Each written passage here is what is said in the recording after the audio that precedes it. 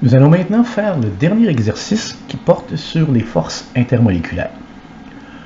Quelles sont les interactions présentes entre les paires de molécules suivantes?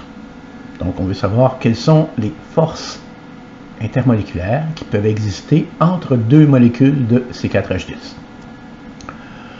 Pour pouvoir répondre à cette question-là, il faut être capable de répondre à la question suivante. Est-ce que les molécules qu'on a là, est-ce qu'elles sont polaires ou non polaires? C4H10. Dans les règles que je vous ai énoncées, on a la situation suivante. Lorsque la molécule contient plusieurs atomes de carbone, c'est le cas, C4H10, il y a 4 atomes de carbone. Si la molécule ne contient que des atomes de carbone et d'hydrogène, la molécule est non polaire. C4H10, les seuls atomes qu'il y a, c'est du carbone et de l'hydrogène, alors les deux molécules sont non polaires. CO2 et CH2O. CO2 et CH2O. Alors là, on se dit, OK, lorsque la molécule ne contient qu'un seul atome central pour lequel le nombre stérique est égal à 4, si l'atome central n'est pas lié à 4 atomes identiques, la molécule est polaire. Alors vous pourriez vous dire, CO2, donc une molécule polaire, et CH2O est une molécule polaire. Non, non, non. La règle que j'ai énoncée ici, c'est lorsque la molécule ne contient qu'un seul atome central pour lequel le nombre stérique est égal à 4. CO2. Je vous rappelle que CO2, la molécule, en représentation de Lewis, c'est ceci. Le nombre stérique sur l'atome de carbone, il est égal à 2. Ce n'est donc pas un nombre stérique de 4, c'est un nombre stérique de 2. Pour CH2O, la structure de CH2O, c'est celle-ci. La structure de Lewis. Le nombre stérique, il n'est pas de 4, il est égal à 3. Alors, la fameuse règle ici, lorsque la molécule ne contient qu'un seul atome central pour lequel le nombre stérique est égal à 4, ce n'est ni le cas de CO2, ni le cas de CH2O. Alors, je vous ramène à la section où on a vu au tout début comment évaluer la polarité d'une molécule. Pour CO2, la molécule est non polaire, et pour CH2O, la molécule, elle est polaire. Alors, vous relirez vos notes si vous ne vous en souvenez pas. NH3. Alors, là, ici, NH3, qu'est-ce que ça a l'air, NH3, en structure de Lewis? Nous l'avons ici, et le nombre stérique sur l'atome d'azote, il est de 4.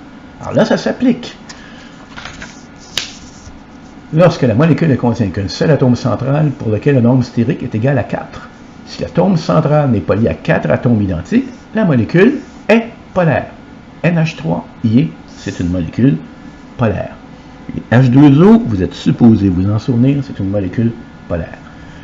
CH3Cl, c'est un cas ici où on a un seul atome central, le carbone. Est-ce qu'il est lié à 4 atomes identiques? Non. Alors la molécule, elle est polaire.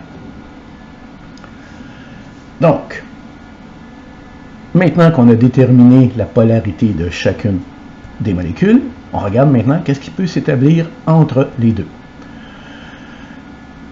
Il y a un type de force qui existe partout. C'est les forces de London.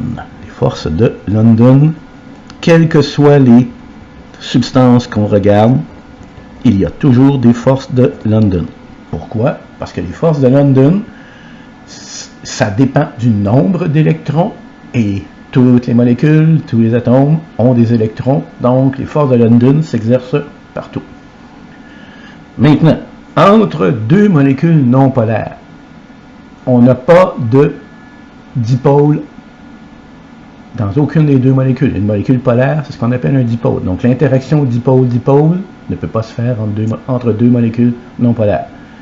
On n'a pas d'ion non plus. On n'a pas de molécule polaire. Donc l'interaction ion-dipôle ne peut pas se faire.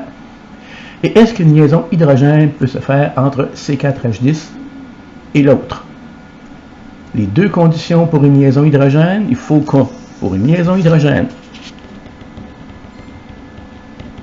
il faut qu'il y ait une molécule qui ait au moins une liaison OH ou NH ou HF. Et la deuxième, ça c'est la première condition, il faut qu'on ait ce type de liaison-là. Et la deuxième condition, il faut que la deuxième molécule elle soit un atome d'oxygène, d'azote ou de fluor. Dans ces 4H10, il n'y a pas d'oxygène, il n'y a pas d'azote, il n'y a pas de fluor. Donc, il ne peut pas y avoir de liaison hydrogène. Les seules forces possibles entre deux molécules de ces 4H10 sont des forces de London. CO2 et CH2O. Non polaire, polaire, bon, il y a des forces de London partout. Est-ce qu'il peut y avoir une interaction dipôle-dipôle? On a une molécule polaire, mais pas la deuxième.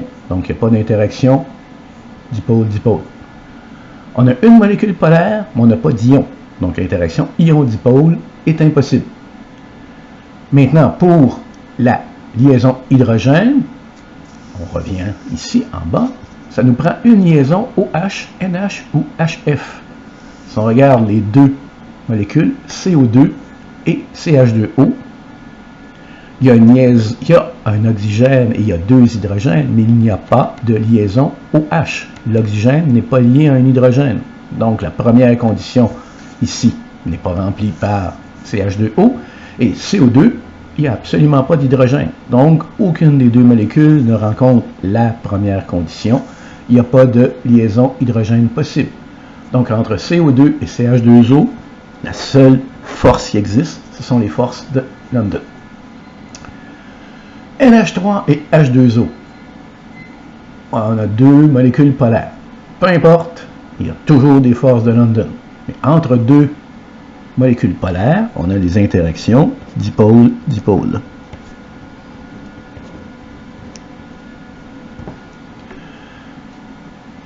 Il n'y a pas d'ion, donc on ne peut pas avoir d'interaction ion-dipôle. Mais est-ce qu'il peut y avoir une liaison hydrogène? Bien, la molécule d'eau a une liaison OH, et la deuxième molécule, NH3, il y a un azote.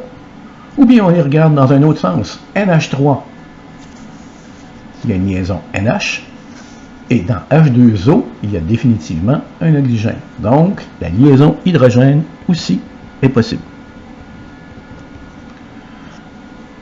Entre NH3 et H2O, il y a trois forces d'attraction possibles, les forces de London, les forces dipôle-dipôle et la liaison hydrogène.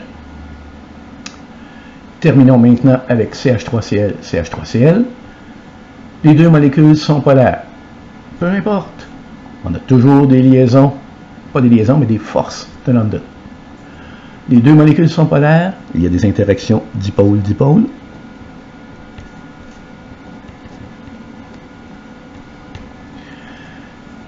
Il n'y a pas d'ion, donc il n'y a pas d'interaction ion-dipôle. Et est-ce qu'une liaison hydrogène est possible? Aucune des molécules ne contient l'oxygène, l'azote ou le fluor. Les conditions pour faire une liaison hydrogène ne sont pas remplies. Les deux types de forces possibles entre deux molécules de CH3Cl sont les forces de London et les interactions dipôle-dipôle.